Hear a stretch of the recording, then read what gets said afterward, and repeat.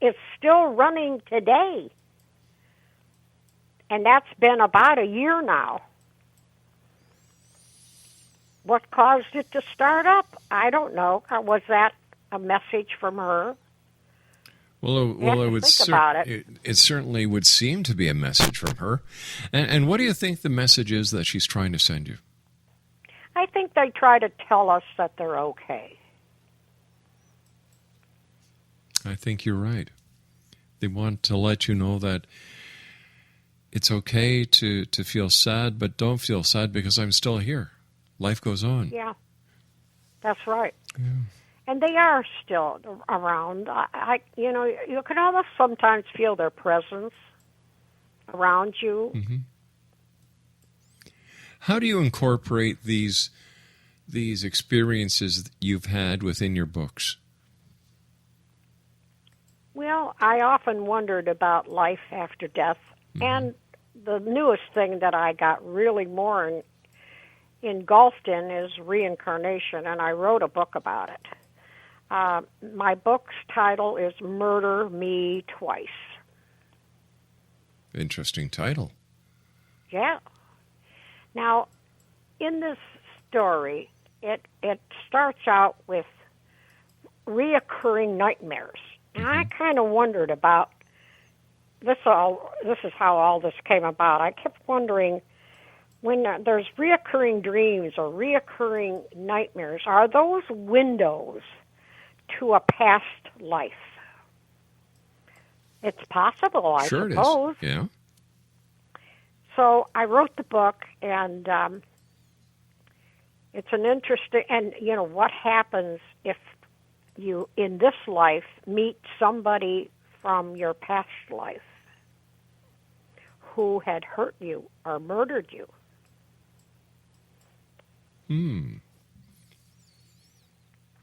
So the story goes on, and it gets pretty interesting, and it has a little bit of romance in it, too, because my character, Connie, meets up with a nice Frenchman who is very wealthy, and it's a kind of a Cinderella story because he falls in love with her.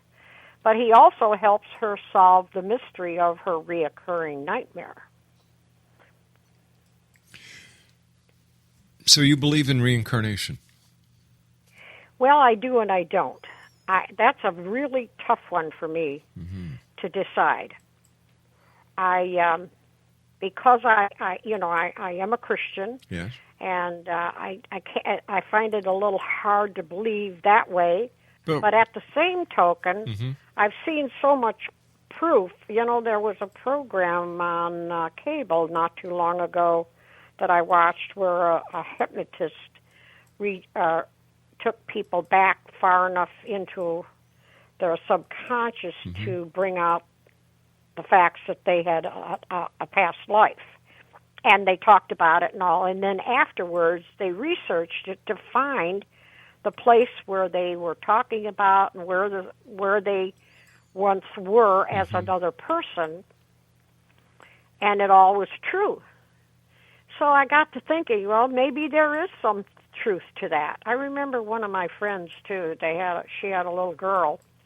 And one time when she was putting her little girl's shoes on, she had her sitting on a stool. The little girl said to her, I remember when I did that when I was your mommy. And my friend's mother had died quite a while before that.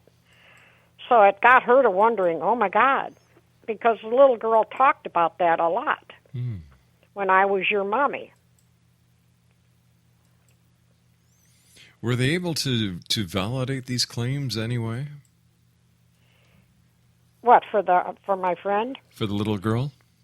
To the little girl? No, but they say children are able to see things that we don't see all the way up until they're 7 years old, and that they keep in contact with the other side. And I wonder sometimes, because I'm raising all the kids I raised, Sure. A lot of them had imaginary friends, and then I got to thinking maybe those weren't imaginary. Maybe they were in another realm that only children can see. That's what I mean. Yeah. Because animals can see things we don't see. That's true. I watch my pets, my dogs. They'll, or even the cats will suddenly they're looking up at something, and they're like following something, and there's nothing there that I can see.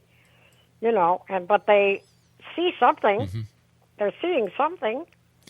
And just because we can't see it doesn't mean it's really not there. Jennifer, you and I have to take our news break at the bottom of the hour. Please stand by. Exonation, Jennifer Robbins is our special guest, www.jenniferrobbins.com. And there is only one B in Robbins. And Jennifer Robbins with one B. And I will be back on the other side of this commercial break with the news as we continue right here in the X Zone from our broadcast center in Hamilton, Ontario, Canada. My name is Rob McConnell. I'll be back on the other side of this break. Don't go away.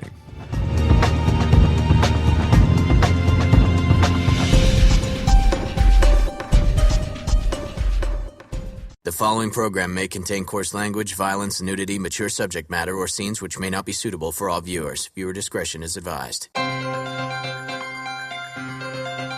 This is the X Zone Broadcast Network, broadcasting worldwide on broadcast affiliates and satellite program providers, including CNN Broadcast Network, Sirius Satellite Network, Star Media, Good News Radio Network, Angel Broadcast Network, Wiki Broadcast Network, and WPBN TV. For more information on the X Zone Broadcast Network, visit us at www.xzbn.net.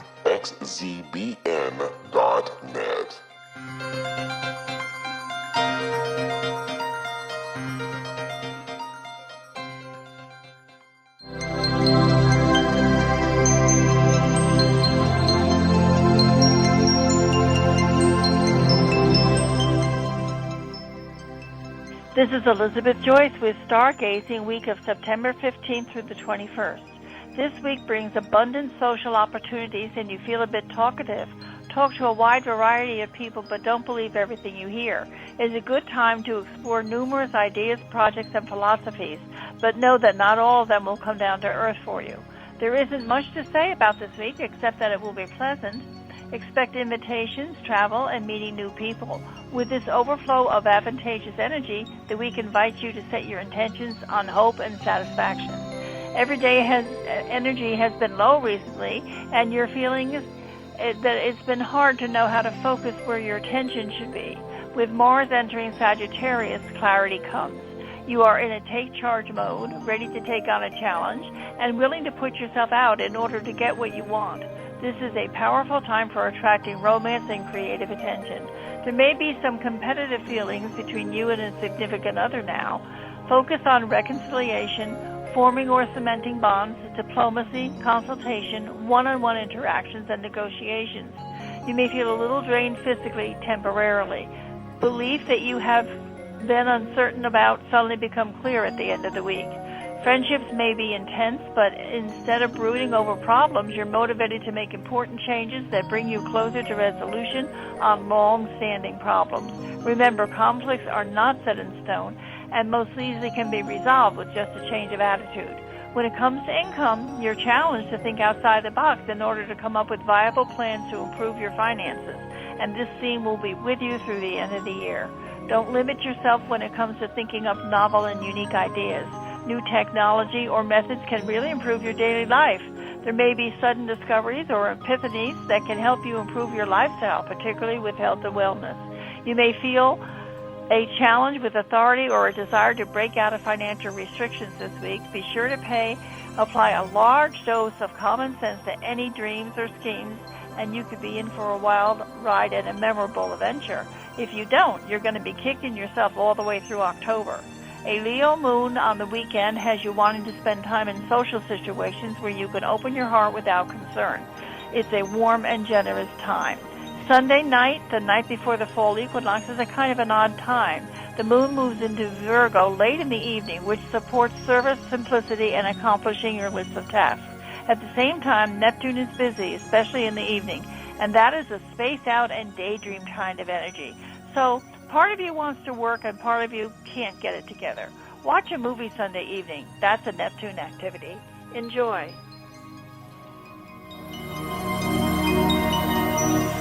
And for more information or to book a private one-on-one consultation with Elizabeth Joyce, visit her website at www.new-visions.com. That's www.new-visions.com. Welcome back, everyone. This is the X Zone. Jennifer Robbins is our guest this hour, www.jenniferrobbins.com, and Robbins only has one B. What other aspects of the paranormal are interesting to you?